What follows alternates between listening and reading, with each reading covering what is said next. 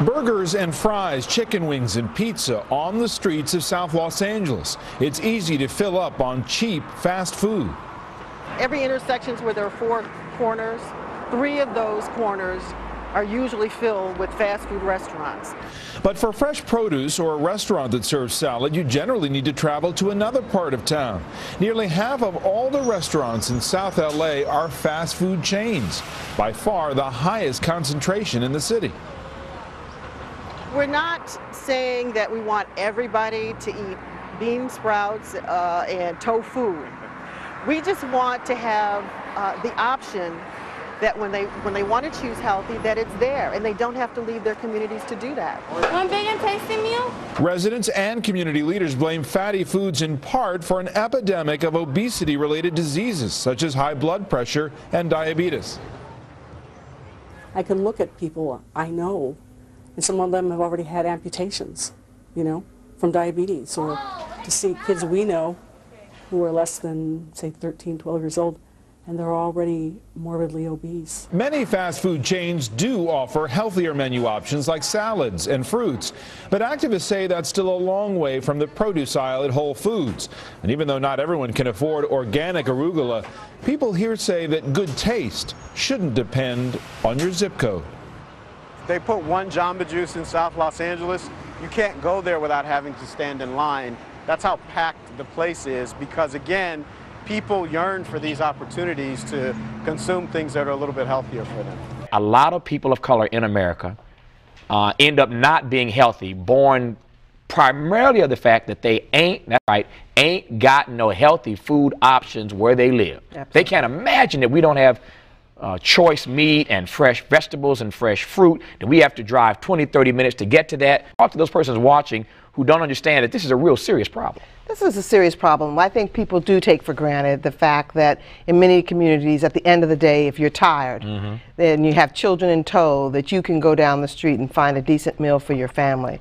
In a community like South LA, at the end of the day, my choices are McDonald's, Fat Burger, Burger King, and if I'm lucky, I can come over to El Pollo door to your offices. Yeah. But you'd have to drive 20+ minutes into other areas in order to find a healthy meal. And we're eating out more, and there are serious implications about that, not only in terms of not having access, but then what's going into our bodies, the kind of food, the high level of grease and fat and the preservatives. We don't have access to the kinds of things that keep our bodies healthy. And of course, this nation is becoming increasingly preoccupied with this concept of obesity and assuming that people have a choice. It's people's personal responsibility to lose weight and to be healthy, when in fact, those resources to support a healthy lifestyle are absent in so many of our communities. I think they need to rethink their perception of black and brown and poor communities. You've seen in areas like Rochester between 1970 and 1995, 42 supermarkets. By 1995, 8 left in the city. Same thing happening here in South LA. But folks buy. We spend money, and we spend big money.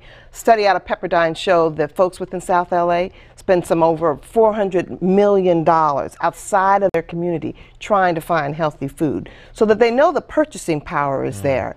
The question is, do you want to be in a black and brown community? I really think it's a corporate decision to not do that. Just as we've seen redlining around housing and insurance, that same kind of pattern is happening. Our dollars are as powerful as any other person's dollars. We deserve better care. We deserve better food. So I think consumers can make a big difference, but we've got to get organized. We've got to put that pressure on corporations. We also have to put pressure on our elected officials, because there's a lot that can be done to bring incentives back into our communities for these companies to come back into our communities. And it's time that our politicians understand the relationship between food and health and the economic growth of a community, and join in partnership with communities to make these changes happen. When you look at the death rate in the African American community and the neighborhood that we live in, it's twice as high as any other place in the nation. You take blacks into other parts of the city and you see, while we're suffering from disease, nothing like what we see in these areas in which there's just neglect, in which the resources have really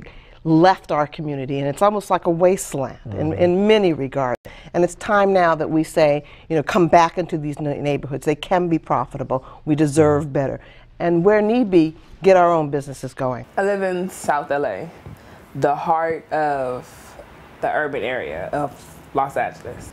Food-wise, it's a fast food place on every corner. On my corner, I have a Burger King, Subway, Taco Bell, McDonald's. They're all within 5-10 minutes of each other. So by me being right in the middle, I could get to anyone. By my mom not being here because she has to work, I can make that my breakfast, lunch, and dinner every day. I'm a bit scared about the threat and the scare of diabetes. I'm scared that it runs in my family. I want to say my grandmother had it, my auntie had it, and her mother had it. My mother don't have it now, but I think she's seeing signs of it. And I feel that that alone is scaring me. I don't want to live my whole life with limitations and restrictions on what I can do and what I can't eat, having to wake up every morning and take insulin. I don't want that. So I think that alone is making me rethink and really look at what I'm eating and what's going into my body. This is my neighborhood, the busy street I live on, where my mom kind of shelters me on the inside.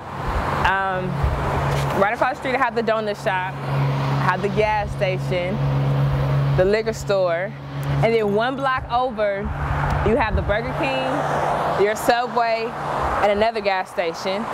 Another block over you have your Taco Bell / Pizza Hut and McDonald's. So if I was to say I didn't make my salad just now and I was hungry and I had about $5 in my pocket, I can either go this way and indulge or go that way and indulge. Or even go right across the street and get chips and a soda. So either way is bad. Either choice I want to make, either choice I want to take, is bad.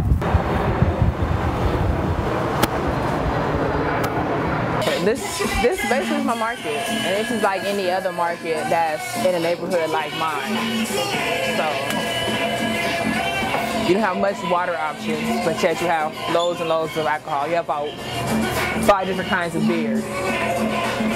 This is what's out here for kids like myself. These are my options. I have wafers. You have your wheat bread, okay? Cookies, cookies, cookies. Then you have candy, processed meat, sugary drinks. It's just not healthy for me. You have, you know, your processed meats, your lunch meat, cheese, butter, and then drinks, loads and loads of drinks. You know, I don't see not one fruit. Well, if you count the pickle, that's a vegetable. Have all your variations of chips and different flavors, different kinds. Yeah, the size you mostly see are the big sizes. You don't even see small sizes. So if I was to come in, if I had to get chips, it would have to be a size like this or a size like this, because this is all I have. This is all that's here. This is my option. This is what they're telling me I have to choose from. And because I really want them, that's what I'm going to get. So, and more than likely I'm going to finish the whole bag if that's all I have. Seeing my family members, seeing my friends, seeing people in my community who, for the majority of their life, age is anything, and now they're living through diabetes. They're living through making sure they have the money to pay for medicine for their high cholesterol, high blood pressure. And seeing them is like, I don't want to be like that. You know, seeing them struggle and tired all the time because they're too big, it's just, I don't want to be like that.